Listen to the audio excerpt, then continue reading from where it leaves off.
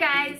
So in this video I'm going to show you how to make my favorite sweet treat, and they are vegan black bean brownies. And that might sound kind of weird, but I am a plant-based whole foods eater, so that is the basis of my diet. I just eat lots of fruits and vegetables. If it's a whole food, it's good for me. I don't eat meat, so I also try to limit the oils. I don't eat dairy. So for these black bean brownies, you don't need any flour, you don't need any dairy, no eggs. It's totally vegan, totally gluten-free, totally, main ingredient is black beans. And today I'm just using a can. Sometimes I'll buy dry black beans and soak them overnight, and they're just as easy to use.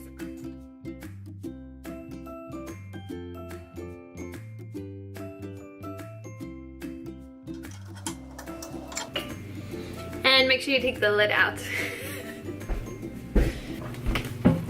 Next ingredient is 2 tablespoons of this stuff. This is Hershey's cocoa powder. This one is 100% cacao. You can see there. That's obviously the closest to the natural bean that you're gonna get. So this has no added sugar. This is just the cacao.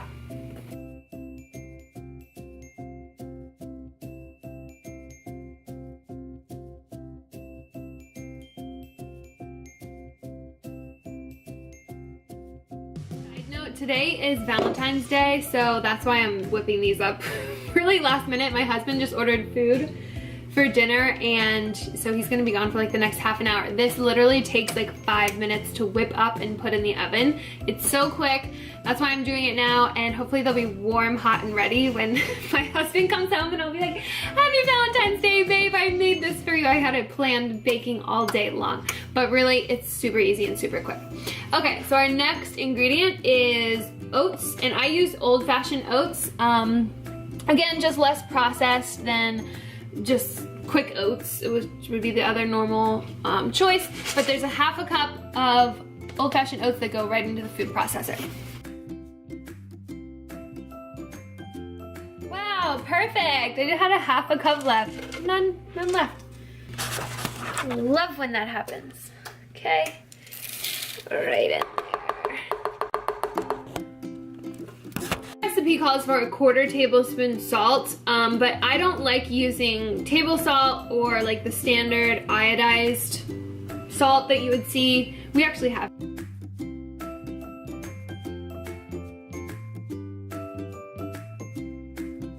The kind of table salt that I mean. There's absolutely no nutritional value, and it's almost pretty kind of toxic. So I refrain from using that as much as possible. So I'm actually going to use the Himalayan pink sea salt. Just got it at Costco, so it's a pretty big, what is this bottle? Pretty big bottle, jar. I don't know what you would call this, grinder, whatever.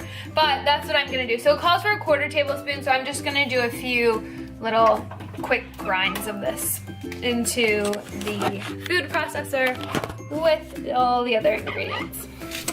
Next, we've got 2 teaspoons of this, the vanilla extract. Oh, that's pure vanilla extract.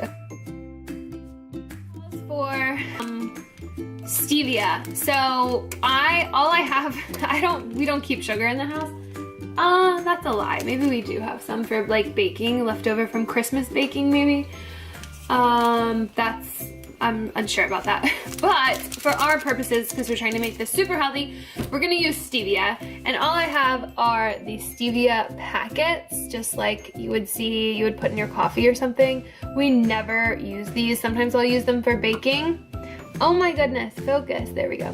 So that's just like a little tiny stevia packet. It calls for a pinch, or 2 tablespoons of regular sugar. So I'm just gonna use 1 of these packets. Stevia is a pretty strong taste, or strong sweetener, so you really don't need that much. And even the powder just blew up and I can taste it in my mouth. So it's very strong. You don't need certainly more than this. This is a lot. And next thing that this healthy recipe calls for is maple syrup or honey or agave, something like that along those lines. And I don't think I have anything like that actually. So this is me looking into my cabinet. As you can see, we don't really keep a lot of sweet or bad things around, because you know what happens when you keep bad things around, you eat them, and that's not good. Some people don't have self-control, and sometimes I don't. Sometimes I just don't have self-control. So what I do have is this. This is gonna seem weird, but this is Grandma's molasses, and it's just original molasses. So there is sugar in it. It's gonna sweeten up anything you put into it. It's just a lot thicker, so you would use less of this than you would it calls for the maple syrup or the agaves. This will be interesting. This is a good test. I should have probably checked this out before I started this video, but I've used this a lot in baking, like in substituting in vegan recipes, and it always comes out really great. So I'm not too worried.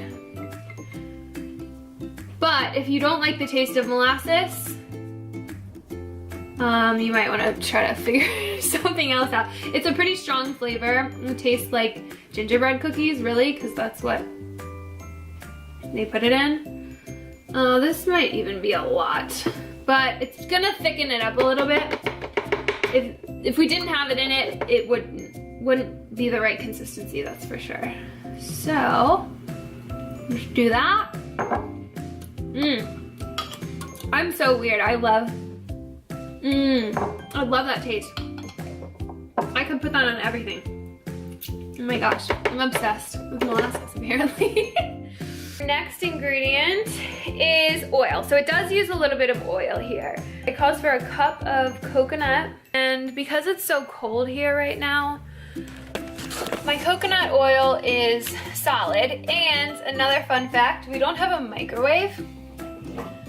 So I think I'm gonna use olive oil. So because of the difference between olive oil and coconut oil, I'm gonna use a little bit less than the recipe calls for. So the recipe calls for a 1/4 cup. I'm gonna use about 1/8 of a cup, maybe a little bit more than 1/8 of a cup. A lot of times I just throw shit together and it works out. So this is one of those times. Another tip, if you didn't have any oil, you can actually substitute avocado. Avocado is a good, it acts as, it has a lot of oil. It's a natural fat. And it really does make a difference. I've made black bean brownies with avocado before, and I actually took them to a dinner party, and everyone knew, this was an older crowd, and it was one of my clients, and everyone knew I was a personal trainer, and it was like a potluck style, so we had to bring something, and I was like, oh, I'll be fun and do brownies. Everyone loves brownies. Well, I made them how I make them, nice and healthy, and some of the older men didn't want to eat them because they were like, what's in this? Did you make this? Is this healthy? I don't want to eat it if it's healthy. And I said, just try it, let me know if you like it, let me know what you think about it. And they tried it, everyone ate them, and said they were awesome. And then I told them that it was black beans, avocado, like 100% cacao powder, and their minds basically blew up. So we couldn't believe that it tasted so good and it was so healthy for them. So win-win. Next ingredient, 1/2 teaspoon baking powder, and then it calls for chocolate chip. There it is. Baking powder. There we go. 1/2 teaspoon. So we're going to put on the lid. Make sure it's locked, make sure the lid's on, and make sure this little, if you're doing it in a food processor or a blender, make sure your top's on, because I've done that before when it's not, and it makes a mess.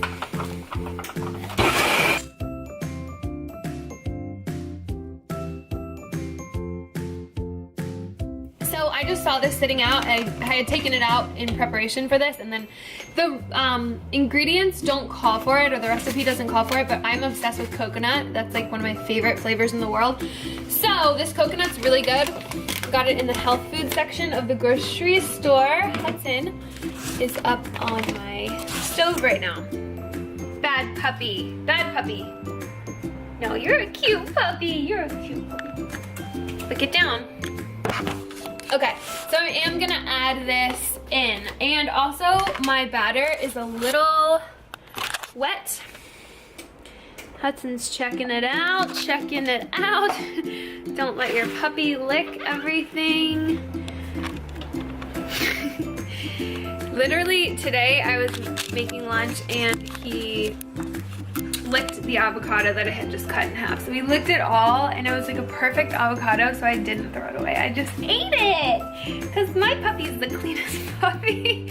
I don't know, I just blocked it out of my head. I tried to forget that he licked it and I ate it anyway. Okay, so I'm just gonna pour just a bit of this, eyeball it, like 2 tablespoons in there, thicken it up a little bit and add some coconut flavor.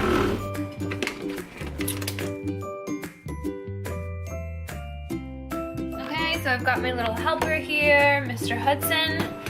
And once your batter looks like a normal, pretty thick, mildly thick brownie batter, then you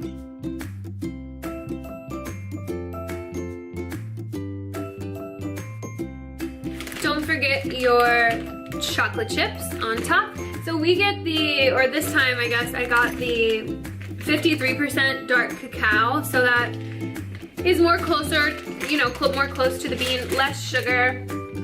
Sprinkle a couple right on top. And these will melt really nicely on top. And kind of put like a little chocolate glaze over the whole pan. And voila! Whoop, they're moving around.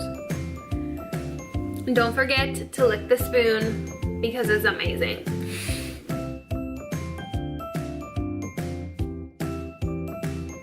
Calls for 15 to 18 minutes, so I would set it on the low end depending on how big your pan is and how deep your batter goes. I'm probably gonna set this for 13 minutes, check it, put it back in if I need to, just because my pan isn't that deep and I think they're gonna cook a little bit more quickly, but just make sure you keep your eye on them. 'Tis time to check the brownies. Beautiful. They actually look perfect. So I put them in for 12 minutes and haven't checked them yet, but that looks pretty good. So you don't want them to be too doughy, obviously, and you don't want them to be burning. So this looks perfect. Oh, I'm so excited to surprise Luke with my little Valentine's Day brownies. But as you can see, this is a quick, easy option, or healthier option than just going to the grocery store and getting a box of Betty Crocker and pouring it in a bowl. Save your heart, save your body, you know, eat to fuel your body versus eating for pleasure or just laziness. So that's my healthy brownies, and I hope you can give them a try and let me know if you do, and comment below if you like them. Also, comment below if you liked this style of video, the recipe video, or if you'd like more workout videos, if you'd like more vlog style videos, day in the life. I'm obviously still new at this whole thing, so I would love some feedback.